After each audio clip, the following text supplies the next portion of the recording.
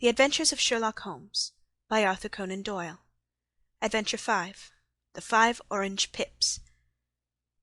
When I glance over my notes and records of the Sherlock Holmes cases between the years 82 and 90, I am faced by so many which present strange and interesting features that it is no easy matter to know which to choose and which to leave. Some, however, have already gained publicity through the papers, and others have not offered a field for those peculiar qualities which my friend possessed in so high a degree, and which it is the object of these papers to illustrate. Some, too, have baffled his analytical skill, and would be as narratives beginning without an ending, while others have been but partially cleared up, and have their explanations founded rather upon conjecture and surmise than on that absolute logical proof which was so dear to him. There is, however, one of these last which was so remarkable in its details and so startling in its results that I am tempted to give some account of it, in spite of the fact that there are points in connection with it which have never been, and probably never will be, entirely cleared up. The year 87 furnished us with a long series of cases of greater or less interest, of which I retain the records. Among my headings under this one 12 months, I find an account of the adventure of the Paradol Chamber, of the Amateur Mendicant Society, who held a luxurious club in the lower vault of a furniture warehouse, of the facts connected with the loss of the British bark Sophie Anderson, of the singular adventures of the Grice Pattersons in the island of Uffa, and finally of the Camberwell poisoning case. In the latter, as may be remembered, Sherlock Holmes was able, by winding up the dead man's watch, to prove that it had been wound up 2 hours before, and that therefore the deceased had gone to bed within that time, a deduction which was of the greatest importance in clearing up the case. All these I may sketch out at some future date, but none of them present such singular features as the strange train of circumstances which I have now taken up my pen to describe. It was in the latter days of September, and the equinoctial gales had set in with exceptional violence. All day the wind had screamed, and the rain had beaten against the windows, so that even here, in the heart of great hand-made London, we were forced to raise our minds for the instant from the routine of life, and to recognize the presence of those great elemental forces which shriek at mankind through the bars of his civilization, like untamed beasts in a cage. As evening drew in, the storm grew higher and louder, and the wind cried and sobbed like a child in the chimney. Sherlock Holmes sat moodily at one side of the fireplace, cross-indexing his records of crime, while I, at the other, was deep in one of Clark Russell's fine sea stories, until the howl of the gale from without seemed to blend with the text, and the splash of the rain to lengthen out into the long swash of the sea-waves. My wife was on a visit to her mother's, and for a few days I was a dweller once more in my old quarters at Baker Street. "Why," said I, glancing up at my companion, "that was surely the bell. Who could come up to-night? Some friend of yours, perhaps?" "Except yourself, I have none," he answered. "I do not encourage visitors." "A client, then?" "If so, it is a serious case. Nothing less would bring a man out on such a day and at such an hour. But I take it that it is more likely to be some crony of the landlady's." Sherlock Holmes was wrong in his conjecture, however, for there came a step in the passage and a tapping at the door. He stretched out his long arm to turn the lamp away from himself and towards the vacant chair upon which a newcomer must sit. "Come in," said he. The man who entered was young, some 22 at the outside, well-groomed and trimly clad, with something of refinement and delicacy in his bearing. The streaming umbrella which he held in his hand, and his long shining waterproof, told of the fierce weather through which he had come. He looked about him anxiously in the glare of the lamp, and I could see that his face was pale and his eyes heavy, like those of a man who is weighed down with some great anxiety. "I owe you an apology," he said, raising his golden pince-nez to his eyes. "I trust that I am not intruding. I fear that I have brought some traces of the storm and rain into your snug chamber." "Give me your coat and umbrella," said Holmes. "They may rest here on the hook, and will be dry presently. You have come up from the south-west, I see." "Yes, from Horsham." "That clay and chalk mixture which I see upon your toe-caps is quite distinctive." "I have come for advice." "That is easily got." "And help." "That is not always so easy." "I have heard of you, Mr. Holmes. I heard from Major Prendergast how you saved him in the Tankerville Club scandal. Ah, of course, he was wrongfully accused of cheating at cards. He said that you could solve anything. He said too much. That you are never beaten. I have been beaten 4 times, 3 times by men, and once by a woman. But what is that compared with the number of your successes? It is true that I have been generally successful. Then you may be so with me. I beg that you will draw up your chair to the fire, and favour me with some details as to your case. It is no ordinary one. None of those which come to me are. I am the last court of appeal. And yet I question, sir, whether, in all your experience, you have ever listened to a more mysterious and inexplicable chain of events than those which have happened in my own family. You fill me with interest, said Holmes. Pray give us the essential facts from the commencement, and I can afterwards question you as to those details which seem to me to be most important. The young man pulled his chair up, and pushed his wet feet out toward the blaze. My name, said he, is John Openshaw, but my own affairs have, as far as I can understand, little to do with this awful business. It is a hereditary matter, so in order to give you an idea of the facts, I must go back to the commencement of the affair. You must know that my grandfather had 2 sons, my uncle Elias and my father Joseph. My father had a small factory at Coventry, which he enlarged at the time of the invention of bicycling. He was a patentee of the Openshaw unbreakable tire, and his business met with such success that he was able to sell it and to retire upon a handsome competence. My uncle Elias emigrated to America when he was a young man, and became a painter in Florida, where he was reported to have done very well. At the time of the war he fought in Jackson's army, and afterwards under Hood, where he rose to be a colonel. When Lee laid down his arms, my uncle returned to his plantation, where he remained for 3 or 4 years. About 1869 or 1870 he came back to Europe, and took a small estate in Sussex near Horsham. He had made a very considerable fortune in the States, and his reason for leaving them was his aversion to the negroes, and his dislike of the Republican policy in extending the franchise to them. He was a singular man, fierce and quick-tempered, very foul-mouthed when he was angry, and of a most retiring disposition. During all the years that he lived at Horsham, I doubt if he ever set foot in the town. He had a garden and 2 or 3 fields round his house, and there he would take his exercise, though very often for weeks on end he would never leave his room. He drank a great deal of brandy, and smoked very heavily, but he would see no society, and did not want any friends, not even his own brother. He didn't mind me. In fact, he took a fancy to me, for at the time when he saw me first I was a youngster of 12 or so. This would be in the year 1878, after he had been 8 or 9 years in England. He begged my father to let me live with him, and he was very kind to me in his way. When he was sober he used to be fond of playing backgammon and draughts with me, and he would make me his representative both with the servants and with the tradespeople, so that by the time I was 16 I was quite master of the house. I kept all the keys, and could go where I liked and do what I liked, so long as I did not disturb him in his privacy. There was one singular exception, however, for he had a single room, a lumber room up among the attics, which was invariably locked, and which he would never permit either me or anyone else to enter. With a boy's curiosity I have peeped through the keyhole, but I was never able to see more than such a collection of old trunks and bundles as would be expected in such a room. One day, it was March of 1883, a letter with a foreign stamp lay upon the table in front of the colonel's plate. It was not a common thing for him to receive letters, for his bills were all paid in ready money, and he had no friends of any sort. "From India," said he, as he took it up. "Pondicherry postmark. What can this be?"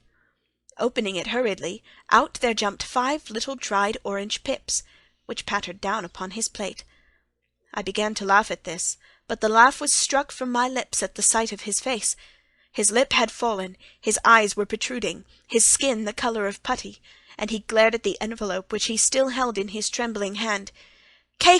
he shrieked, and then, my God, my sins have overtaken me." "What is it, uncle?" I cried. "Death," said he, and rising from the table, he retired to his room, leaving me palpitating with horror. I took up the envelope, and saw scrawled in red ink upon the inner flap, just above the gum, the letter K 3 times repeated. There was nothing else, save the 5 dried pips. What could be the reason of his overpowering terror? I left the breakfast-table, and as I ascended the stair I met him coming down with an old rusty key, which must have belonged to the attic, in one hand, and a small brass box like a cash-box in the other. "They may do what they like, but I'll checkmate them still," said he with an oath. "Tell Mary that I shall want a fire in my room to-day, and send down to Fordham, the Horsham lawyer." I did as he ordered, and when the lawyer arrived I was asked to step up to the room. The fire was burning brightly, and in the grate there was a mass of black fluffy ashes, as of burned paper, while the brass box stood open and empty beside it. As I glanced at the box I noticed with a start that upon the lid was printed the treble K which I had read in the morning upon the envelope. "I wish you, John," said my uncle, "to witness my will. I leave my estate, with all its advantages and all its disadvantages, to my brother, your father, whence it will, no doubt, descend to you. If you can enjoy it in peace, well and good. If you find you cannot, take my advice, my boy, and leave it to your deadliest enemy. I am sorry to give you such a two-edged thing, but I can't say what turn things are going to take. Kindly sign the paper where Mr. Fordham shows you." I signed the paper as directed, and the lawyer took it away with him. The singular incident made, as you may think, the deepest impression upon me, and I pondered over it and turned it every way in my mind without being able to make anything of it. Yet I could not shake off the vague feeling of dread which it left behind, though the sensation grew less keen as the weeks passed and nothing happened to disturb the usual routine of our lives. I could see a change in my uncle, however. He drank more than ever, and he was less inclined for any sort of society. Most of his time he would spend in his room, with the door locked upon me inside, but sometimes he would emerge in a sort of drunken frenzy, and would burst out of the house and tear about the garden with a revolver in his hand, screaming out that he was afraid of no man, and that he was not to be cooped up, like a sheep in a pen, by man or devil. When these hot fits were over, however, he would rush tumultuously in at the door, and lock and bar it behind him, like a man who can brazen it out no longer against the terror which lies at the root of his soul. At such times I have seen his face, even on a cold day, glisten with moisture, as though it were new raised from a basin. Well, to come to an end of the matter, Mr. Holmes, and not to abuse your patience, there came a night when he made one of those drunken sallies from which he never came back. We found him, when we went to search for him, face downward in a little green-scummed pool, which lay at the foot of the garden. There was no sign of any violence, and the water was but 2 feet deep, so that the jury, having regard to his known eccentricity, brought in a verdict of suicide. But I, who knew how he winced from the very thought of death, had much ado to persuade myself that he had gone out of his way to meet it. The matter passed, however, and my father entered into possession of the estate, and of some £14,000, which lay to his credit at the bank. "One moment," Holmes interposed. "Your statement is, I foresee, one of the most remarkable to which I have ever listened. Let me have the date of the reception by your uncle of the letter, and the date of his supposed suicide." "The letter arrived on March 10th, 1883. His death was 7 weeks later, upon the night of May 2nd. "Thank you. Pray proceed." "When my father took over the Horsham property, he, at my request, made a careful examination of the attic, which had been always locked up. We found the brass box there, although its contents had been destroyed. On the inside of the cover was a paper label, with the initials of KKK repeated upon it, and letters, memoranda, receipts, and a register written beneath. These, we presume, indicated the nature of the papers which had been destroyed by Colonel Openshaw. For the rest, there was nothing of much importance in the attic, save a great many scattered papers, and notebooks bearing upon my uncle's life in America. Some of them were of the war-time, and showed that he had done his duty well, and had borne the repute of a brave soldier. Others were of a date during the reconstruction of the Southern States, and were mostly concerned with politics, for he had evidently taken a strong part in opposing the carpet-bag politicians who had been sent down from the North. Well, it was the beginning of '84 when my father came to live at Horsham, and all went as well as possible, until the January of '85. On the 4th day after the New Year, I heard my father give a sharp cry of surprise as we sat together at the breakfast table. There he was, sitting with a newly opened envelope in one hand, and 5 dried orange pips in the outstretched palm of the other one. He had always laughed at what he called my cock-and-bull story about the Colonel, but he looked very scared and puzzled now that the same thing had come upon him. "Why, what on earth does this mean, John?" he stammered. My heart had turned to lead. "It is KKK," said I. He looked inside the envelope. "So it is," he cried. "Here are the very letters. But what is this written above them?" "Put the papers on the sundial," I read, peeping over his shoulder. "What papers? What sundial?" he asked. "The sundial in the garden. There is no other," said I. "But the papers must be those that are destroyed." "Pooh!" said he, gripping hard at his courage. "We are in a civilized land here, and we can't have tomfoolery of this kind. Where does the thing come from?" "From Dundee," I answered, glancing at the postmark.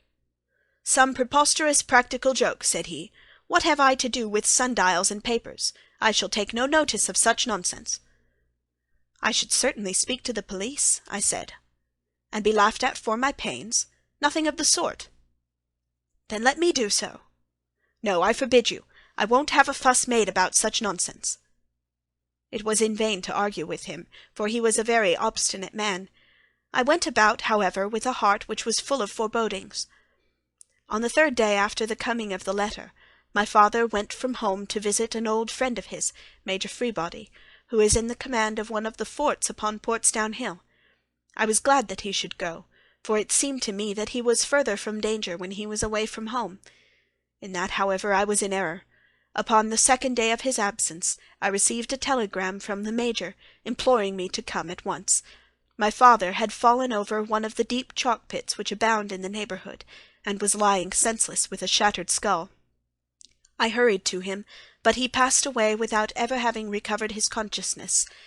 He had, as it appears, been returning from Fareham in the twilight, and as the country was unknown to him, and the chalk pit unfenced, the jury had no hesitation in bringing in a verdict of death from accidental causes.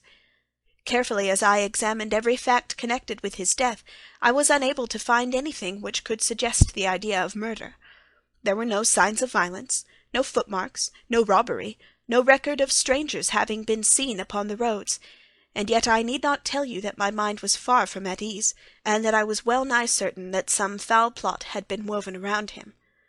In this sinister way I came into my inheritance. You will ask me why I did not dispose of it. I answer, because I was well convinced that our troubles were in some way dependent upon an incident in my uncle's life, and that the danger would be as pressing in one house as in another. It was in January of '85 that my poor father met his end, and 2 years and 8 months have elapsed since then. During that time I have lived happily at Horsham, and I had begun to hope that this curse had passed away from the family, and that it had ended with the last generation. I had begun to take comfort too soon, however. Yesterday morning the blow fell, in the very shape in which it had come upon my father. The young man took from his waistcoat a crumpled envelope, and turning to the table, he shook out upon it 5 little dried orange pips. "This is the envelope," he continued. "The postmark is London, Eastern Division. Within are the very words which were upon my father's last message, KKK, and then put the papers on the sundial." "What have you done?" asked Holmes. "Nothing." "Nothing?" "To tell the truth," he sank his face into his thin white hands, "I have felt helpless. I have felt like one of those poor rabbits when the snake is writhing toward it. I seem to be in the grasp of some resistless, inexorable evil, which no foresight and no precautions can guard against." "Tut, tut!" cried Sherlock Holmes. "You must act, man, or you are lost. Nothing but energy can save you. This is no time for despair." "I have seen the police." "Ah! But then listen to my story with a smile. I am convinced that the inspector has formed the opinion that the letters were all practical jokes, and that the deaths of my relations were really accidents, as the jury stated, and were not to be connected with the warnings." Holmes shook his clenched hands in the air. "Incredible imbecility!" he cried. "They have, however, allowed me a policeman, who may remain in the house with me." "Has he come with you to-night?" "No, his orders were to stay in the house." Again Holmes raved in the air. "Why did you come to me?" he cried. "And above all, why did you not come at once?" "I did not know. It was only to-day that I spoke to Major Prendergast about my troubles, and was advised by him to come to you." "It is really 2 days since you have had the letter. We should have acted before this. You have no further evidence, I suppose, than that which you have placed before us, no suggestive detail which might help us." "There is one thing," said John Openshaw. He rummaged in his coat pocket, and drawing out a piece of discoloured blue-tinted paper, he laid it out upon the table. "I have some remembrance," said he, "that on the day when my uncle burned the papers, I observed that the small unburned margins which lay amid the ashes were of this particular colour. I found this single sheet upon the floor of his room, and I am inclined to think that it may be one of the papers which has perhaps fluttered out from among the others, and in that way has escaped destruction. Beyond the mention of Pips, I do not see that it helps us much. I think myself that it is a page from some private diary. The writing is undoubtedly my uncle's." Holmes moved the lamp, and we both bent over the sheet of paper, which showed by its ragged edge that it had indeed been torn from a book. It was headed March 1869, and beneath were the following enigmatical notices: 4th. Hudson came. Same old platform. 7th. Set the Pips on Macaulay, Paramore, and John Swain, of St. Augustine. 9th. Macaulay cleared. 10th. John Swain cleared. 12th. Visited Paramore. All well. "Thank you," said Holmes, folding up the paper and returning it to our visitor. "And now you must on no account lose another instant. We cannot spare time even to discuss what you have told me. You must get home instantly, and act." "What shall I do?" "There is but one thing to do. It must be done at once. You must put this piece of paper which you have shown us into the brass box which you have described. You must also put in a note to say that all the other papers were burned by your uncle, and that this is the only one which remains. You must assert that in such words as will carry conviction with them. Having done this, you must at once put the box out upon the sundial, as directed. Do you understand?" "Entirely." "Do not think of revenge or anything of that sort at present. I think that we may gain that by means of the law, but we have our web to weave, while theirs is already woven. The first consideration is to remove the pressing danger which threatens you. The second is to clear up the mystery and to punish the guilty parties." "I thank you," said the young man, rising and pulling on his overcoat. "You have given me fresh life and hope.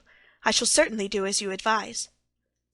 "Do not lose an instant, and above all take care of yourself in the meanwhile, for I do not think that there can be a doubt that you are threatened by a very real and imminent danger.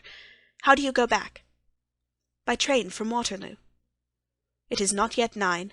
The streets will be crowded, so I trust that you may be in safety, and yet you cannot guard yourself too closely." "I am armed." "That is well. To-morrow I shall set to work upon your case." "I shall see you at Horsham, then." "No, your secret lies in London. It is there that I shall seek it." "Then I shall call upon you in a day, or in 2 days, with news as to the box and the papers. I shall take your advice in every particular." He shook hands with us and took his leave. Outside the wind still screamed, and the rain splashed and pattered against the windows.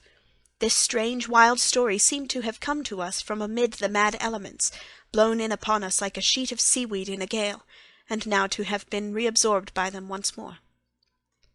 Sherlock Holmes sat for some time in silence, with his head sunk forward, and his eyes bent upon the red glow of the fire.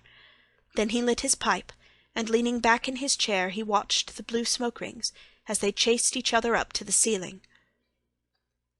"I think, Watson," he remarked at last, "that of all our cases we have had none more fantastic than this."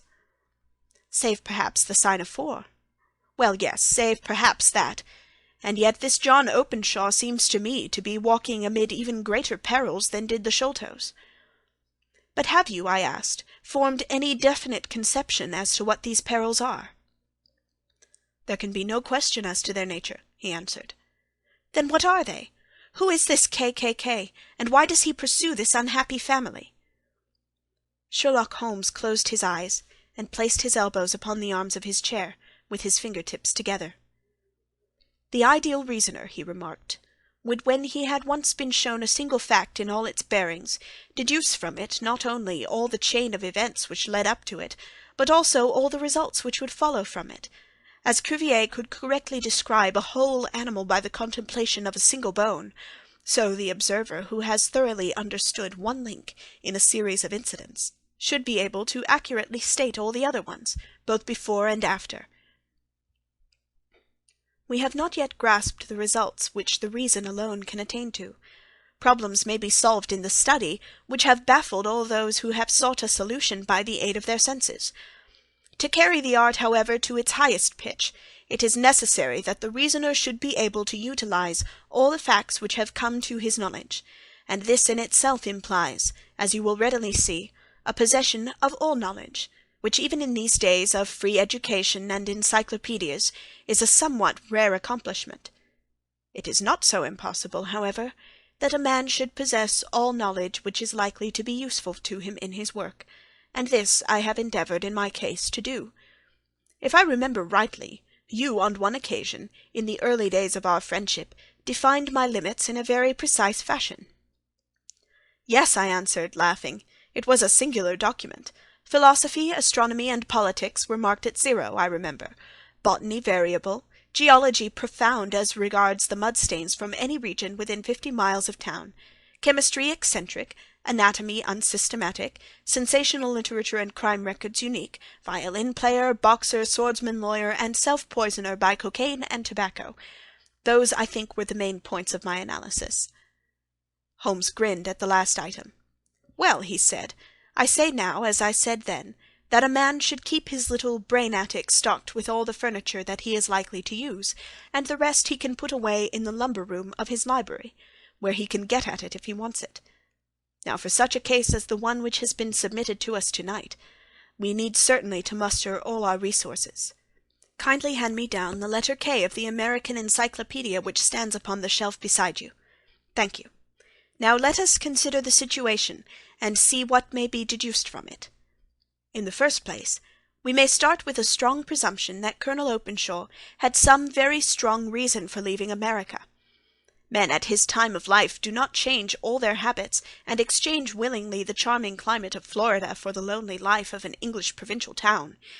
His extreme love of solitude in England suggests the idea that he was in fear of something or someone, so we may assume as a working hypothesis that it was fear of someone or something which drove him from America. As to what it was he feared, we can only deduce that by considering the formidable letters which were received by himself and his successors. Did you remark the postmarks of those letters? The first was from Pondicherry, the second from Dundee, and the third from London. From East London. What do you deduce from that? They are all seaports. That the writer was on board of a ship. Excellent. We have already a clue. There can be no doubt that the probability, the strong probability, is that the writer was on board of a ship. And now let us consider another point. In the case of Pondicherry, 7 weeks elapsed between the threat and its fulfilments. In Dundee it was only some 3 or 4 days. Does that suggest anything? A greater distance to travel? But the letter also had a greater distance to come. Then I do not see the point. There is at least a presumption that the vessel in which the man or men are is a sailing ship. It looks as if they always send their singular warning or token before them when starting upon their mission. You see how quickly the deed followed the sign when it came from Dundee. If they had come from Pondicherry in a steamer, they would have arrived almost as soon as their letter. But as a matter of fact, 7 weeks elapsed. I think that those 7 weeks represented the difference between the mail-boat which brought the letter and the sailing vessel which brought the writer. It is possible. More than that, it is probable. And now you see the deadly urgency of this new case, and why I urged young Openshaw to caution. The blow has always fallen at the end of the time which it would take the senders to travel the distance. But this one comes from London, and therefore we cannot count upon delay. Good God! I cried. What can it mean, this relentless persecution? The papers which Openshaw carried are obviously of vital importance to the person or persons in the sailing ship. I think that it is quite clear that there must be more than one of them. A single man could not have carried out 2 deaths in such a way as to deceive a coroner's jury. There must have been several in it, and they must have been men of resource and determination. Their papers they mean to have, be the holder of them who it may. In this way, you see, KKK ceases to be the initials of an individual, and becomes the badge of a society. But of what society? Have you never, said Sherlock Holmes, bending forward and sinking his voice, have you never heard of the Ku Klux Klan? I never have. Holmes turned over the leaves of the book upon his knee. Here it is, said he presently. Ku Klux Klan, a name derived from the fanciful resemblance to the sound produced by cocking a rifle. This terrible secret society was formed by some ex-Confederate soldiers in the Southern States after the Civil War, and it rapidly formed local branches in different parts of the country, notably in Tennessee, Louisiana, the Carolinas, Georgia, and Florida. Its power was used for political purposes, principally for the terrorizing of the Negro voters, and the murdering and driving from the country of those who were opposed to its views. Its outrages were usually preceded by a warning sent to the marked man in some fantastic but generally recognized shape, a sprig of oak leaves in some parts, melon seeds or orange pips in others. On receiving this, the victim might either openly abjure his former ways, or might fly from the country. If he braved the matter out, death would unfailingly come upon him, and usually in some strange and unforeseen manner. So perfect was the organization of the society, and so systematic its methods, that there is hardly a case upon record where any man succeeded in braving it with impunity, or in which any of its outrages were traced home to the perpetrators. For some years the organization flourished in spite of the efforts of the United States government and of the better classes of the community in the South. Eventually, in the year 1869, the movement rather suddenly collapsed, although there have been sporadic outbreaks of the same sort since that date. You will observe, said Holmes, laying down the volume, that the sudden breaking up of the society was coincident with the disappearance of Openshaw from America with their papers. It may well have been cause and effect. It is no wonder that he and his family have some of the more implacable spirits upon their track. You can understand that this register and diary may implicate some of the first men in the South, and that there may be many who will not sleep easy at night until it is recovered. Then the page we have seen is such as we might expect. It ran, if I remember right, sent the pips to A, B, and C, that is, sent the society's warning to them.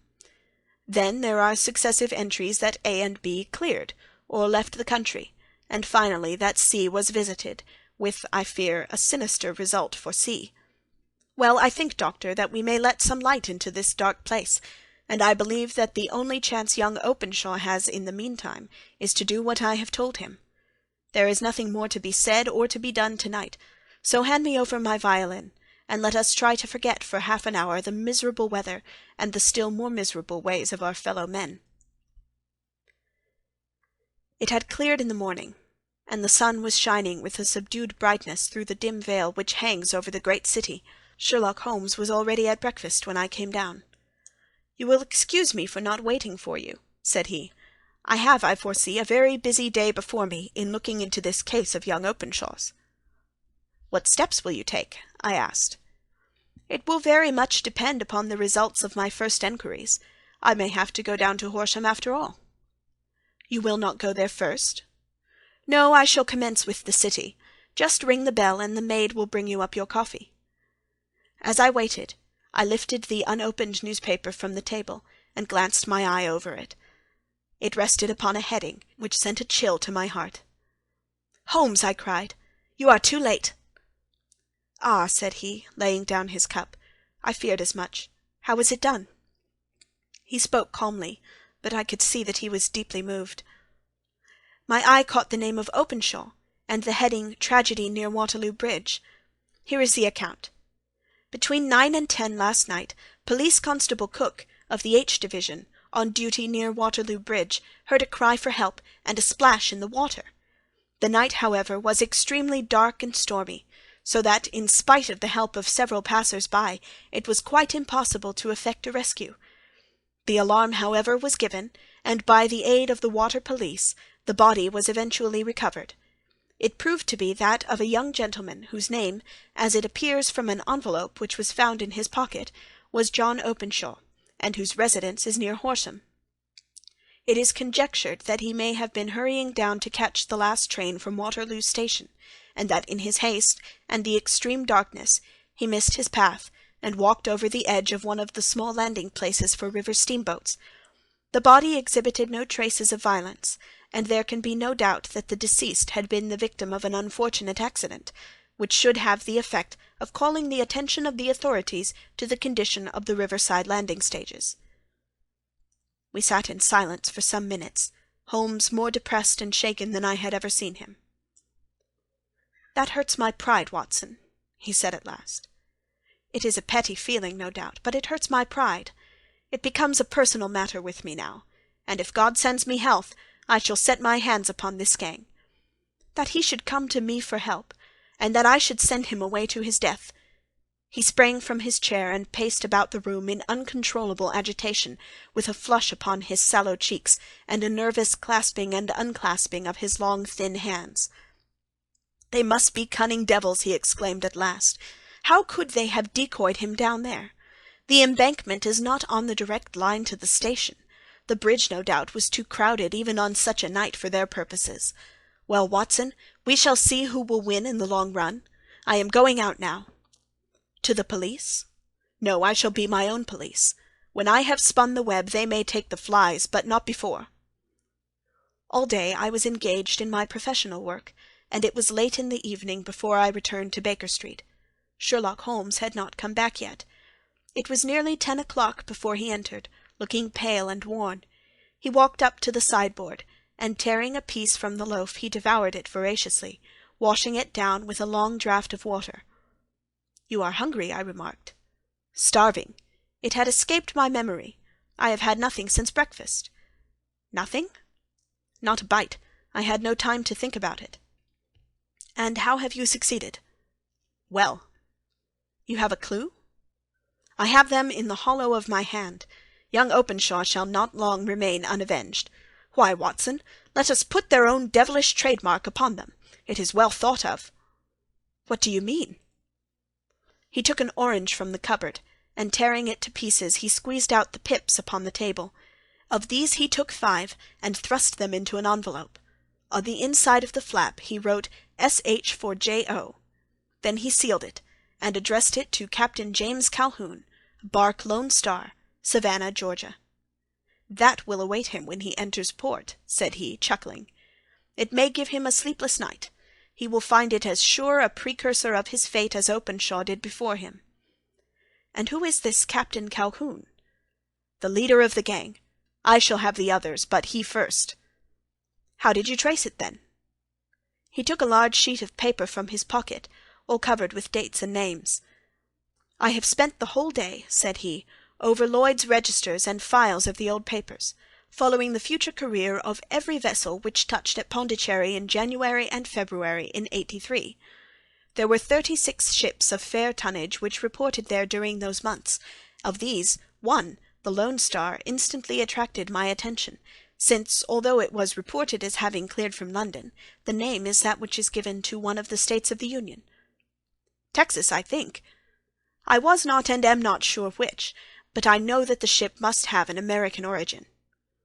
"What then?"